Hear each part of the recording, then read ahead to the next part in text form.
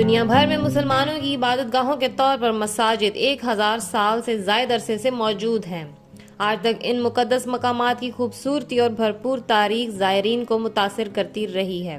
السلام علیکم، آپ دیکھ رہے ہیں نیوز ڈیلی۔ آج ہم آپ کو دنیا کی خوبصورت ترین مساجد کے بارے میں بتائیں گے۔ سب سے پہلے ہے مسجد الحرام۔ سعودی عرب کے شہر مکہ میں واقع مسجد اسلام کی سب سے نمایاں مساجد میں سے ایک ہے، کیونکہ اسے قرآن نے اللہ کی عبادت کے لیے بنایا گیا پہلا گھر قرار دیا ہے۔ الحرام نہ صرف دنیا کی سب سے بڑی مسجد ہے بلکہ اسے مقدس ترین بھی سمجھا جاتا ہے۔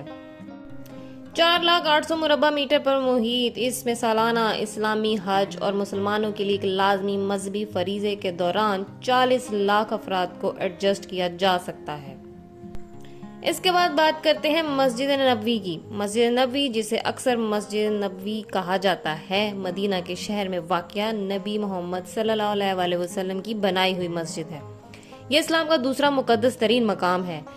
یہ تاریخ میں تعمیر ہونے والی دوسری مسجد تھی۔ اب یہ مکہ میں مسجد الحرام کے بعد دنیا کی سب سے بڑی مساجد میں سے ایک ہے۔ اس مسجد کی سب سے اہم جگہ وہ ہے جہاں حضور پاک صلی اللہ علیہ وسلم کا روضہ مبارک ہے۔ اس مسجد کی تزئین و آرائش ایک بار 1279 عیسوی میں، پھر 15ویں عیسوی کے آخر میں اور پھر ایک بار 1817 میں ہوئی۔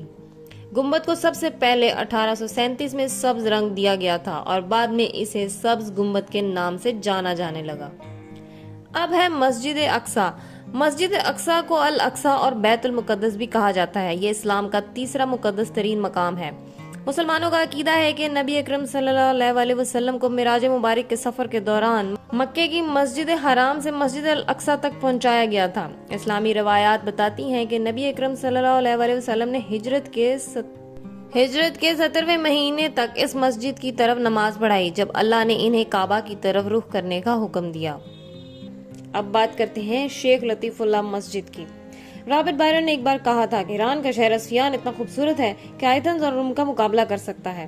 اس کے باوجود مغربی دنیا سے جغرافیائی فاصلے کی وجہ سے اسے شاذ و نادر ہی تلاش کیا جاتا ہے۔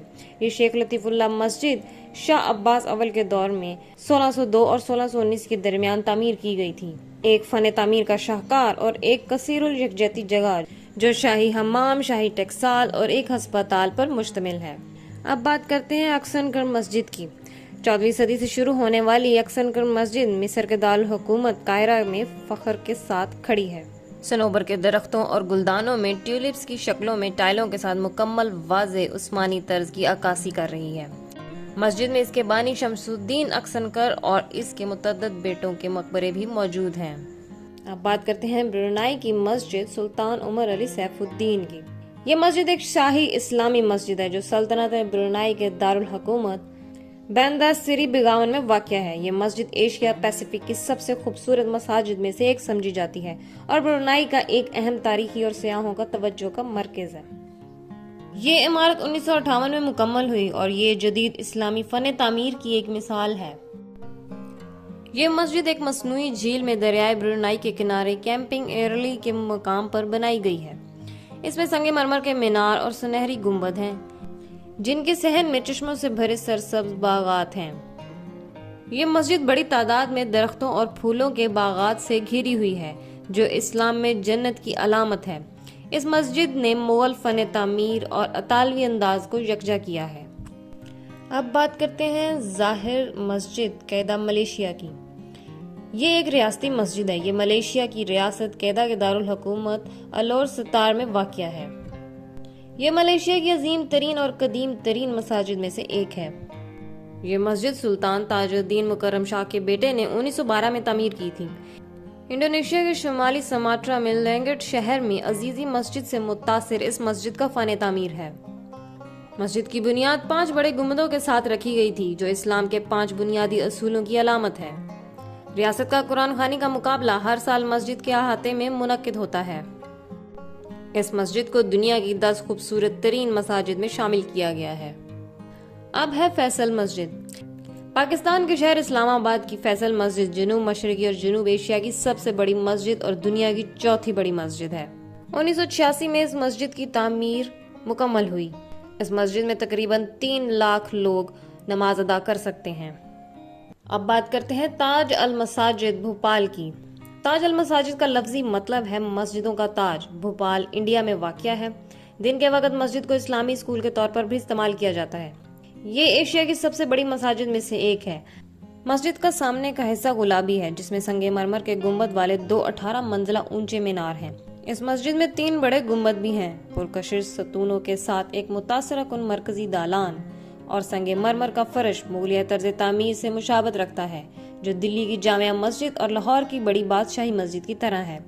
اس کا ایک صحن ہے جس کے بیچ میں ایک بڑا ٹینک ہے۔ اب بات کرتے ہیں بادشاہی مسجد لاہور کی۔ لاہور کی بادشاہی مسجد یا شاہی مسجد، جسے چھوٹے مغل شہنشاہ اورنگزیب نے 1671 میں بنایا تھا اور 1673 میں مکمل کیا، پاکستان اور جنوبی ایشیا کی دوسری بڑی مسجد اور دنیا کی 5ویں بڑی مسجد ہے۔ مغل دور کی خوبصورتی، جذبہ اور شان و شوکت کا مظہر، یہ لاہور کا سب سے مشہور نشان اور سیاحوں کی توجہ کا ایک بڑا مرکز ہے۔ اپنے مرکزی نماز گاہ میں 55,000 نمازیوں اور مزید 95,000 کو اپنے صحن اور اوان میں رکھنے کی صلاحیت کے ساتھ 1673 اور 1986 تک دنیا کی سب سے بڑی مسجد رہی ہے۔ اب بات کرتے ہیں حسن دوم مسجد کی۔ حسن دوم مسجد مراکش کی سب سے بڑی اور دنیا کی 7ویں بڑی مسجد ہے، جو 1993 سے کاسا بلانکا میں بحیرہ اوقیانوس کے ساحل پر واقع ہے۔ اس کے مینار دنیا میں سب سے اونچے ہیں۔ ایک مینار 210 میٹر لمبا ہے اور ان کے اوپر ایک لیزر ہے جس کی روشنی مکہ کی طرف نشاندہی کرتی ہے۔ اندر دیواروں کو ہموار سنگ مرمر سے ہاتھوں سے تیار کیا گیا ہے اور شیشے کا فرش زائرین کو مرکزی ہال میں سمندری فرش کی ایک جھلک کے طور پر نظر آتا ہے۔ اور آخر میں بلو ماسک، استنبول میں نیلی مسجد، جسے اس کے سرکاری نام سلطان احمد مسجد سے بھی جانا جاتا ہے، عثمانی دور کی تاریخی شاہی مسجد ہے جو استنبول ترکی میں واقع ہے۔ یہ سیاحوں کی بڑی تعداد کو بھی اپنی طرف متوجہ کرتی ہے۔ یہ احمد اول کے دور میں حکومت میں 1609 اور 1616 کے درمیان تعمیر کی گئی تھی۔ نیلی مسجد میں 6 سوئی نما مینار ہیں اور یہ اس عظیم الشان شہر کا دورہ کرنے والے ہر شخص کے لیے دیکھنا ضروری ہے۔ ہاتھ سے پینٹ کی گئی نیلے رنگ کی ٹائلیں مسجد کی اندرونی دیواروں کو مزین کرتی ہیں اور رات کے وقت مسجد کو نیلے رنگ میں نہا دیا جاتا ہے، کیونکہ روشنیوں نے مسجد کے 5 مرکزی گنبدوں، 6 میناروں اور 8 ثانوی گنبدوں کو فریم کیا ہوا ہے۔ اس طرح کی مزید معلوماتی ویڈیوز دیکھنے کے لیے ہمارے چینل کو سبسکرائب کریں۔